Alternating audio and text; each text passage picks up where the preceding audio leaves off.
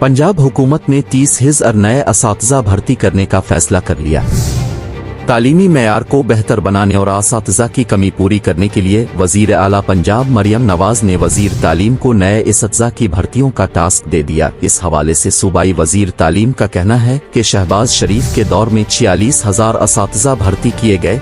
असातिज़ा की कमी के बाइस 7 साल के बाद भर्ती का अमल दोबारा शुरू होगा।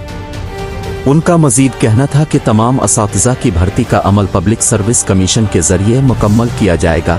सरकारी स्कूलों में भर्तियां मरहलावार की जाएंगी। कोशिश है कि भर्तियों का अमल गर्मियों की छुट्टियों में मुकम्मल कर लिया जाएगा।